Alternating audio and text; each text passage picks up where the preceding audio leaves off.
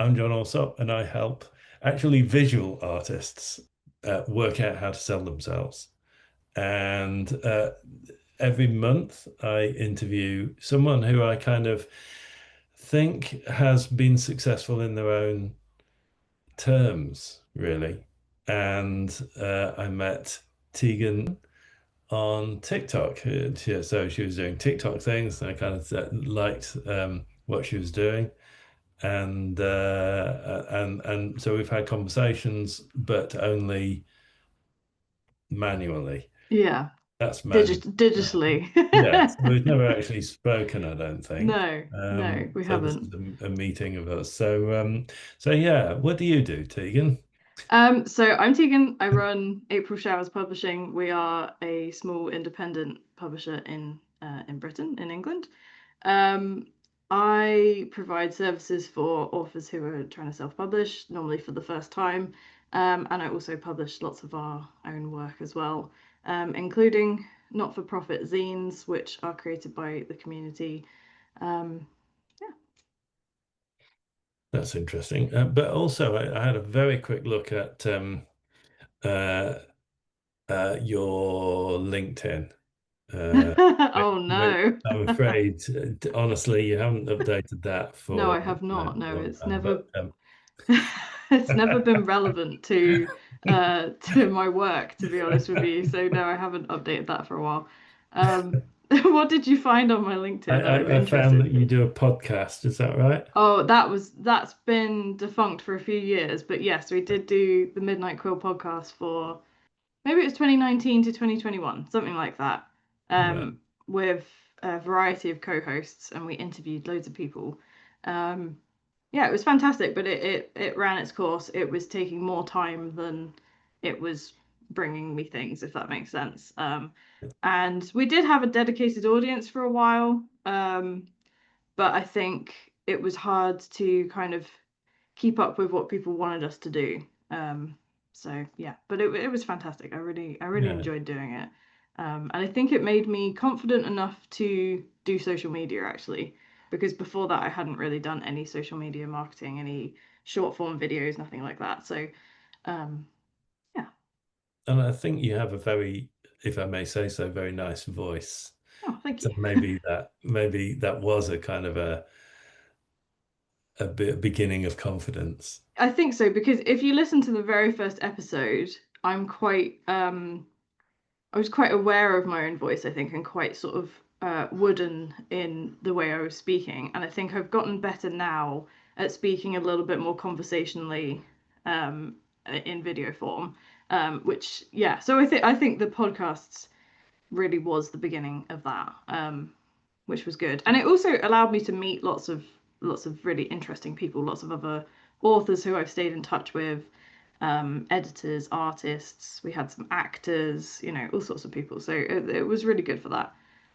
So my thing about you, and the reason that I wanted to talk to you is that I do marketing based on values. So it's Hmm. values-based marketing. So I kind of think step one is to identify what you actually stand for, what's most important, Yeah, and then essentially go for it. But the process is then, with the visual artists, find people who would share your same values. yeah, Um, yeah, Try and find some people who share your values, who've got some money and they can pay your art, and then work out a method to get there using yeah. your strengths, which is why I was kind of interested in the podcast and the voice thing. So, and you just seem to be doing whatever the hell you love doing, and Yes, and true. and I think there was a bit of stuff in LinkedIn about that you kind of studied some medieval kind of thing, and then Yeah, maybe wrote a book yes. that was kind of informed by that. So what's that? How the hell do you get away with this? How are you not working in the Argos warehouse? Tell me how you managed to pull this off. And I And love then we your can finish. That's all I want to know. I love the way you phrased that. And yeah, it's definitely the main thing that I end up discussing with clients is how do you actually earn money from writing books. I'd say the first thing is that most of my public facing stuff is my passion projects. So like Sky of Ancient Fire, which is based on my love of medieval fantasy. I'm not saying that it hasn't turned some profit, but it's not paying the bills. Let's put it that way. Same with my poetry collections, my zines, etc. The real answer is that most of my income comes from ebooks, but which I write. And I learned all of that from 20 Books to 50K, which is a Facebook group primarily, but a sort of movement of authors who learn from each other how to make money from books, essentially. The idea is to work out what tropes are popular, to work out how to produce high cover book covers that appeal to your audience, that signal things to them that mean that they're going to enjoy it, learning how to write books that people want to buy and consume. And yeah, so that really started in 2021 for me, and I had already published my first book by that point, which was financially a disaster. But it taught me everything I needed to know about self-publishing. The Weight of Rain, which I published in 2020, made no profit at all. In fact, it made a dramatic loss. But up until that point, I had never considered self-publishing at all. I was still a university student. I had no idea how to begin to make money from writing. And then when I discovered 20 Books to 50K, I started to teach myself what these other people were doing and emulate it. And now I'm able to pay the bills based on that. And also have all these passion projects which do support themselves but are not the main earners, if that makes sense. I don't know if that answers the question that you were going for, but That that's totally essentially answers how the, it happened. that totally answers the question. So that's what would that be like in visual art? It's a bit like creating um Stock images as a photographer, or um, what could you do as an artist? You're producing something that's easily replicatable, that maybe has less time investment, that is to market, that sort of thing. yeah, You're not going for high art, you're going for consumable that people enjoy. It doesn't mean it's low quality, it just means that no, it's, fairly easy for you to produce yourself. Um, yeah. yeah, it feels like prints, so Yeah. so you're painting all the time, and some paintings kind of take off in terms of Yeah. interest, and you have those as prints, Yeah. and you have a limited run of 100 or whatever, and then Yeah. that's a steady income while you're doing your other stuff. Doing the stuff that you care about. Yeah. Yeah, And not to say that I don't care about the other of things, course. but they are they take much less of myself to produce than the passion projects. Yeah, And I would also say that 20 Books to 50K really taught me how to interpret market and reader desires. And so, for example, my most profitable series is Murder Mysteries under a pen name that you would have to go looking for. It's not my name. Um, Everything about it is sculpted to appeal to the readers. So the covers, the characters, the setting, everything is designed for a particular reader. In my case, it's mostly women over 60 who have disposable income and like to read on Kindle. And I've gotten a lot better in the past few years at making my books appeal to them. And that comes from improving the cover, improving the blurb, making sure that the characters are reflecting things that those readers want to see. Mostly it's cozy hobbies like baking and having a dog and going for nice walks and that kind of thing. If you can include that stuff in there, then you can appeal to your target reader. And this is a huge skill in doing that, and it's a skill that I'm still learning, which has entirely come from this particular way of doing things on 20 Books to 50K. But this is not meant to be an advert for them. no, no, It's no, no. just I feel like I'm saying it over and over again like a little brand name, but Yeah, it yeah, isn't. you got an It is affiliate. If you give entirely me your from there. affiliate link, then I'll put it up. I mean, they don't make any money. It's not. it's not like a company that earns money from doing it. It's a collective of authors essentially. And yeah, it's taught me everything really about making money from books. So yeah. That's awesome. So you're actually a marketing entrepreneur, really. I yeah, I mean I'm quite bad at marketing. I would say that that No, is you're not. my No, you're not. You're making an income, and you're making products for a very specific yeah, I guess so. career I think market. that I think I think that what I find frustrating about marketing is that I find it very difficult to market the things that I am more passionate about. So, my fantasy book, for example, Sky Venture Fire, I really gave it a good go at the launch of trying to like create an audience for it. And I had readers and I had a few opportunities that came from it. I was featured in a book box and there was various things that came out of it.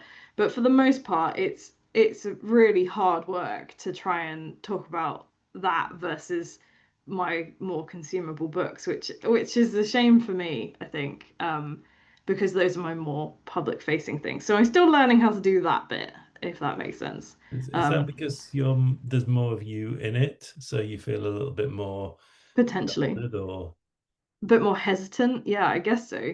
Um, I think that sometimes when you're producing books slower, that's actually um, that actually makes the marketing harder because uh, people, especially on social media, want like turnover of books. They want to hear about new books all the time. And if you're talking about the same book over and over again for years, they're like, okay, we've heard about that now, or oh, that came out ages ago, or I haven't heard other people talk about it. That's another one that I hear a lot is, I haven't heard anyone on Book talk about your book, so that must mean it's not as good or whatever.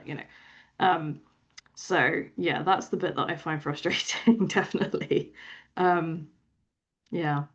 so how do you find how much how do you split your time between the passion projects and the thing that makes the money and Yeah, pay? that's a good question. I would say that my favorite way to work is to have loads of projects all at once. That's just if I am only focusing on one thing, I won't finish it at all because I'll get bored of it. So I like to swap between things constantly. And so I would say that my time is probably in quarters. The first quarter is all the admin and things that are required for the business. The second quarter is the consumables, the ebooks, the fast sellers. I try and produce about four of those a year for that popular pen name. Um, then passion projects, and then the fourth one is working with clients. So proofreading, editing. I do consultations to help people to publish their books. Um, yeah, I knew there was four. I should have more confidence in myself. Yes. Um, so yeah, so I would say my time is split pretty evenly between those things, and it works for me, but it doesn't work for everyone to do it like that. I No, know. yeah, I have a similar issue with I like dancing between projects. Well, it's more that I get scared that something's falling away Yeah. if I could spend a week on something and by that time, the rabbit's dead and whatever. Mm, yeah, yeah. Yeah, I know what you mean. I think that if I didn't have lots of different projects, that I never would have produced anything at all. Right. And I know that for one of my colleagues, Maisie, incredible poet that I work with, and a good friend, she's the opposite. She needs to work on just one thing and complete it, otherwise she won't get it done, kind of thing. Whereas I am like, let's have seven projects on the go at once. How many books could I write at once? It's sort of, um, yeah, it works for me, but it doesn't work for everyone. Excellent. I wrote a book and I've sold about, well, I'm jokingly going to say about 7 copies, something like that. It is But more it's than a that, common but story. It's a common yeah, story. I meet yeah, lots of people who are in that same position that are, yeah. yeah, trying to work out why their book isn't selling. And that's actually a harder position to start from than writing a book with the selling in mind to Yeah. begin with. Yeah. But obviously that it depends, how you write, what your purpose is for it. So you don't have essentially, see, in the visual artist world, Mm, quite often there's a feeling that I don't want to. So in to take the same thing. yeah, Okay, I'm a visual artist. I'm going to paint what I want to paint in the yeah, afternoons, and in the mornings I'm going to paint pretty pictures of sunsets and puppy dogs and God knows what else yeah, sell in IKEA, right? yeah, yeah. And so, but I'm going to hate myself doing that because I've sold out. And that's an oath that I'm a proper artist. I am. I want to do art all the day. But you don't seem to have a problem with that. No, So what's wrong with I you? I don't see it like How do you that at manage to do all. that? I find the idea of selling out quite snobby. I think that if you can't find the art and the meaning and the passion in everything you're doing, then you're doing something wrong.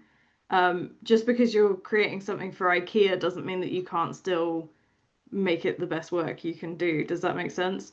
Absolutely. So, even the things that I'm making that are more to market, I still have fun with them. I still write them as well as I can.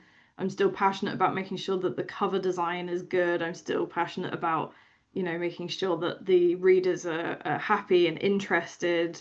I'm never going to write something that I don't care about because then it won't be as good as if I was passionate about it. Does that make sense?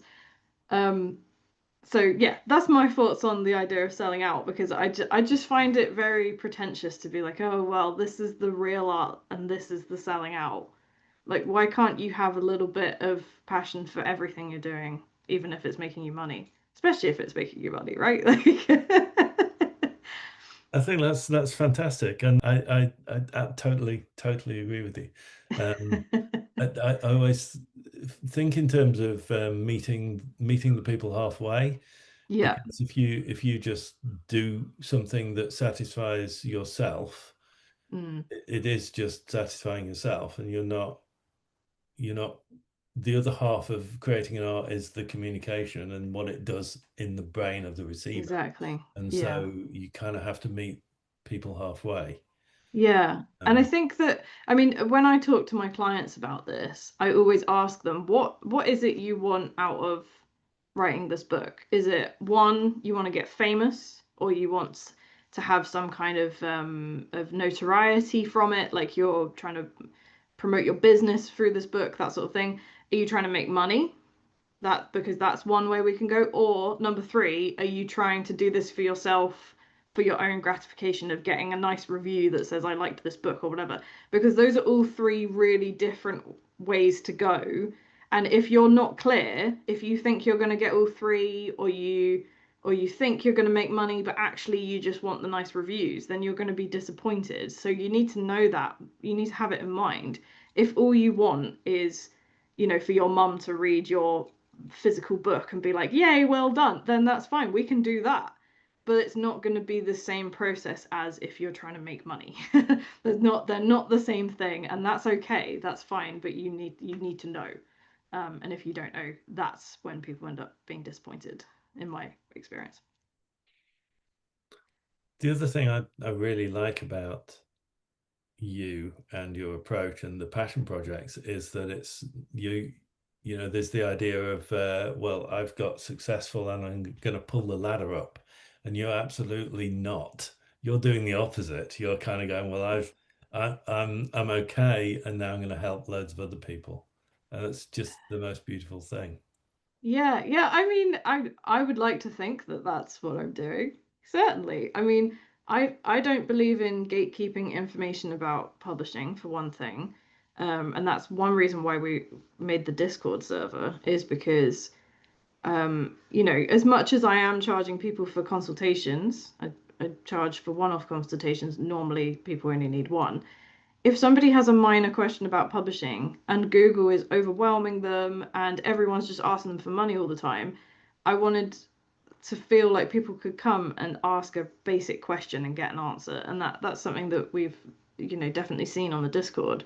Um, but Yeah, I mean, I think the zines for me were something that I've wanted to do for a really long time, and I had to wait until I was in a stable enough position with the business, financially and sort of personally and time management wise to be able to do it.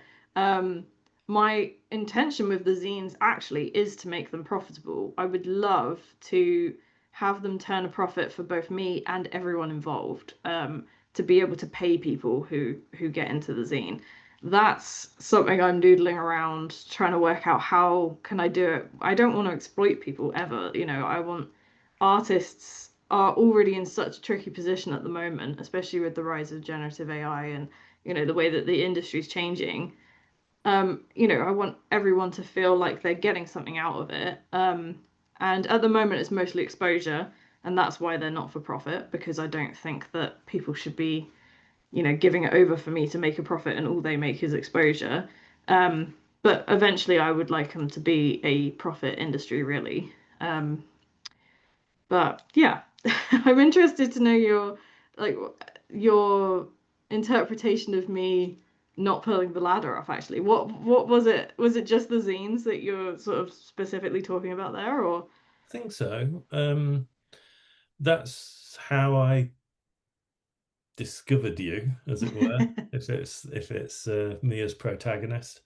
So what happened, just for everybody else's benefit, is you had a zine that was about disability, Mhm. um, and my partner has MECFS, but and she is kind of artistic, and she's doing a lot more art literally now. So she did this thing, and you accepted it into the magazine, and that's all fantastic. So that was a boost that actually now she's literally upstairs making art because Oh, it's kind of that really means a lot to me actually. That's fantastic. That's fantastic because I mean it was a standout submission. There was no way it wasn't going to be included. It had nothing to do with sort of knowing who you were or anything like that. I mean, for one thing, the people who judge it are not. It's not entirely me, but you can feel the passion in the work. You can see the frustration and it's. I think that hearing stories like that, like Alison's, where quite a lot of people who come to me are really nervous to put any work out there at all. And so hearing somebody, feel like they have some confidence to do some more mm, is, yeah, that's amazing.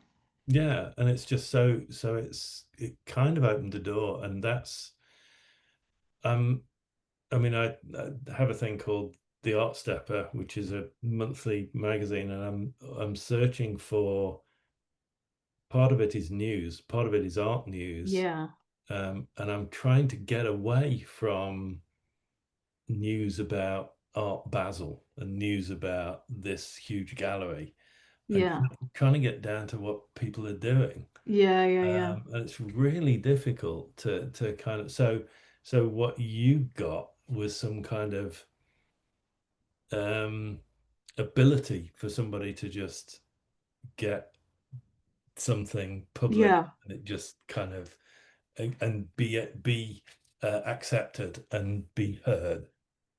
Oh, that's so great. Yeah, that really has actually made me smile a lot. That's so wonderful. That's exactly what I'm hoping for. And it's a story I've heard from multiple different people who have been in the zines. We've got two people, a poet and a photographer, they're just publishing their first book tomorrow.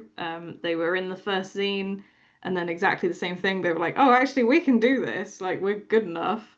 They had one consultation with me where I basically explained everything they needed to do, and then they went off and did it. And that's the same feeling of like, oh, that's fantastic that it's just given somebody that opportunity to think of themselves as an artist or to think of themselves as a photographer or a poet and realize that like there are actually opportunities in their case to publish and to do it yourself, and yeah, so that's definitely what I'm hoping for from the zine. So I'm really pleased to hear that. And And yeah, it's such a high quality zine as well, that Not that I've seen. I know Ali's ordered a couple. I need to order one or more. But Ali's is on the way. Yeah, it went out yesterday. So did it? The answer to how the hell do you manage to make it such good quality, because is in that history of all of the making marketable work. So that actually answers that. oh, you Um, think? Interesting. Okay. Yeah. well, you see, I would do it from a complete bootstrapping point of view. I would just go, well, I'm just going to handwrite it and send it out on scrappy pieces of paper, and then Oh, I I'll see. prove it next week. And I'll Yeah, just yeah, yeah. prove it from the very basic. But you have a quality standard that it's obviously well printed and well presented and well I, designed. So, Yeah, I guess so. I had never thought of it like that. I mean, the printers that we work with are another sort of ethical choice, I guess. They're a British small printer. Everything they do is on recycled materials, recycled paper, and for the large part is recyclable again at the other end, which I really like. We get all our packaging from them, our prints, our maps, anything that we produce that's sort of an accessory to books, and obviously the zines. Um, and yeah, I mean, quality wise, I'll be honest, I made it up as I went along. I designed the zines myself in Canva, which is, free software. I mean, I do pay for the pro version, but I don't really know what I'm doing when it comes to design. I'm not a graphic designer. But I knew that because they were going to be not for profit, that it was basically my own time was the only thing that I was going to be able to put into this. And yeah, I mean, I'm really happy with how they've turned out, but I'm very pleased and surprised to hear you say that you think that they look good quality. well, we'll Because see when they actually come through. I might change my yeah, mind, that's and they look true. You might they look change your good. mind. You might say it's Yeah, rubbish, they but look good quality. They look good quality online. I think that we also have been extremely lucky with the submissions we've had, especially when we first went viral with the first one back in December. Because before then, I had only really had 200 to 1,000 views on TikTok regularly, and then suddenly that first video advertising the first zine, asking for submissions for this first zine, it's now up to 60 something thousand views, which I had never had happen before. And we really reached a lot of people who then submitted, and it meant that we had the pick of some really great stuff, and especially some of the visual artists that submit it. It's just incredible quality, and people that we've gone on to work with in other capacities as well, actually, because we sort of found them and thought, wow, this is amazing. So it is luck in that way, because I don't think that it's not my marketing's ability is not what made that go viral. I don't know what made it go viral. I think people were bored in the Christmas holidays. The TikTok algorithm was kind to me. I don't know, but it's not all about me. It's sometimes luck, if that makes sense. So But the same thing applies. The TikToks that you put out are very well done, and again, it's kind of that there is a quality level which I um don't adhere to myself. I'll just go and walking the dog, my hair's off in different directions, and it's raining, and I don't have that same standard that you clearly do. I mean, I like that about your content though, and that most of the content that I consume on a personal level is like yours. It's people just being authentic, just going for a walk and talking. I think that mine are a little bit more manicured because I tend to ramble, and I mean, if you've watched any of the bookshelf tours that I've been doing recently, I just talk and talk and talk. So I do have to give myself a script and try and rein it in and try and get B-roll and do a voiceover, because otherwise all of my videos would be an hour long of me just rambling on nonsense and so um yeah, I've definitely tried to emulate other people that I like though when I do my TikToks. I can't think of anyone specifically right now. But there's lots of people that I consume for my own personal enjoyment that I've then tried to emulate. I tried to go for a cozy vibe, an open and friendly vibe, and yeah, that's entirely influenced by other people. I didn't come up with that, um, but yeah, Yeah, you always seem very smiley and welcoming, and that's always lovely to see. Um, I just got one other thing that I wanted to just talk about briefly was yep, Discord, because I have no knowledge of Discord at all. I have opened the server and I think I have joined your thing. yeah, Um, and and I've seen another artist talk about they managed to get community within Discord, and obviously yes, I think Discord has its roots in gaming, and I don't do gaming, so that's why I wasn't involved. yeah, But they managed to get community in there. yeah. You have too, and I'm then happy to talk about it. I am no expert in Discord, that's for sure.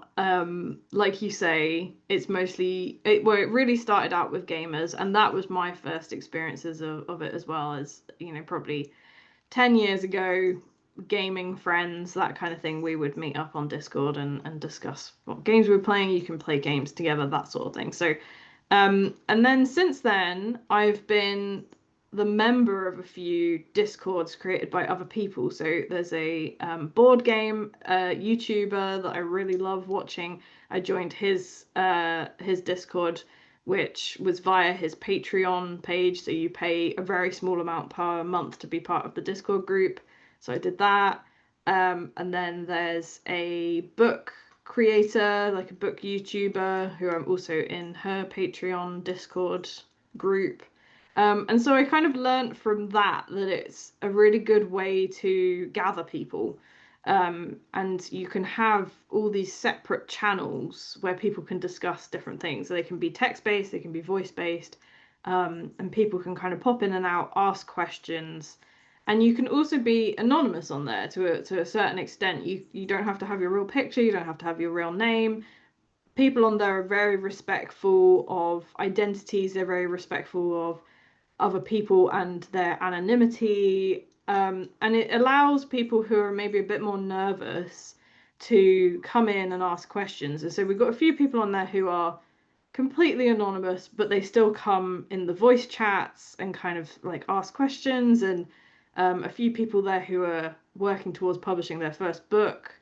Um, but I think the real answer of why did I create the Discord was because that I felt after that initial TikTok that did really well, the 60 something thousand views, it was then really hard to gather those same people back up because TikTok is very elusive and it will show your video to whoever it feels like showing it to and not necessarily those people who had been interested the first time. And I thought, here's a way to try and get anyone who's actually interested and might accidentally miss my TikToks or doesn't want to sign up to an email newsletter because they won't see it, to come into the Discord and all talk together. And it has been really fantastic. I definitely need to utilize it a little bit more.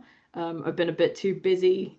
We moved house to an entirely different county, so I've been a bit too busy to do what I want to do with it. But eventually, I want it to be a really good space for people to discuss with each other and me what they're doing, and yeah, encourage each other. fantastic. Yeah. I shall give it a little bit more time. Yeah, come and join us. I think once you've got over the learning curve of how to actually use Discord, you'll Mm. find that it's a relatively approachable interface, really. There's lots of different ways to interact with Discord. You can be a silent participant as well. You can just read what other people are writing.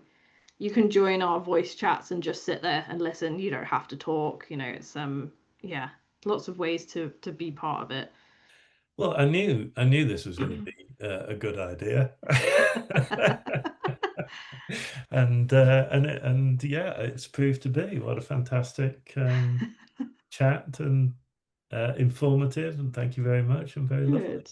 Thank you. Thank you very much for having me. It's like I say, it's been really wonderful to meet people through TikTok, through social media in general, and meet people who are doing similar things to me but in different ways. And um I definitely find your videos really helpful. I definitely find the messages you send me really helpful to think about things I hadn't thought about.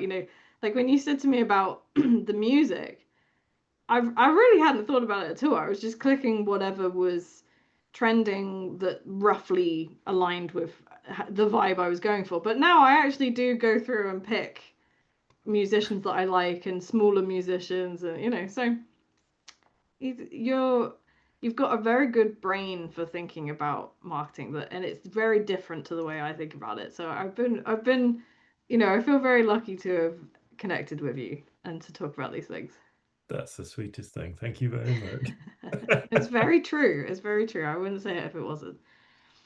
Actually, there was one other thing that, if I may, it was Yeah, of just course. the kind of importance of because of that not pulling the ladder up thing, Yeah. helping other people, and you kind of loved the fact that Ali's doing art and all that. Yeah. What's the importance? Why does it matter that there's creativity or there's art, in the world? Oh, what a big question. Come on, you've done so well. You can do this. What a big question. I mean, I guess the importance of creativity is, in my opinion, it's one of the best things about being a human, is that we are also creative and that art is, in my opinion, intrinsic to the human experience. You can't be a human without some kind of art occurring, even if it's, you don't think you're doing it. I had a conversation with a friend actually. We went for a walk last week, and she said that she wasn't a creative person. It came up because we were talking about her poetry. And I thought that was so interesting that in her mind, the poetry had just sort of happened. She'd just sort of written it, and it wasn't a creative process. And I kind of said to her, but if you write, you are a writer. There's no other barrier to it. That is it. But it is like this internal thing that people don't see with these labels. They think that you have to get medals or something. I don't know. Um, the answer to, why is it so important to me to not bring the ladder up is because of how my journey went. If other people had pulled the ladder up, I never would have learned how to self-publish. There was one author in particular who, I won't share her name because I haven't asked her permission, but she just was like, yeah, here's all the information you need. And she took the time to help me get there. And I just thought that was so wonderful because at the moment in the industry, you really do have to spend money to get information now. People want you to sign up to a course or buy their book about how to do it, or in the case of vanity publishers, which are a scam, really, if we're being completely honest, vanity publishing is taking people's money in the guise of self-publishing for them. Um, when I see these kinds of things happening, I think if that had been my experience, I never would have done what I'm doing now. And I think that that's very unfair, and that everyone should have that opportunity. So, yeah, hope that answered you. That was a big question, John. I know, I'm sorry. Well, we did so well. We can always chop it off. It's fine. No, it's I okay. did I see don't mind. somebody say that like the business advice and marketing advice world online is just a series of dopamine hits. Yeah. So there's like it's just and that really resonated for me. It was just a bit weird. So I'm not sure why that's relevant, No, I but think it was that's just giving real help and real advice. Is trying obviously. to. I mean, I think that that's one thing with the move to Dorset, is that I want to do more things in person as well, because I think that social media is quite inauthentic, and like you say, it revolves around dopamine hits and clicks and baiting people into interacting with you, and I don't like it. I'm not very good at it because I find it very difficult to do that whole inauthentic thing that people do that makes them so much money. I just can't make myself do it. It's too cringy. And that's all to the good. I hope so. I think so. All right. Super duper. Thank you very much. It's Yeah, been thank you for fantastic. having me. I'm excited to see, see how it is, how I Yeah. look in this edited video. I'm not used to this. This is I pressed the button to give you bunny ears, so you've got that's fine. bunny We've got throughout. two bunny rabbits, All so right. I'll go with that. Alrighty. Like I say, don't know how to end it, but thank you very much.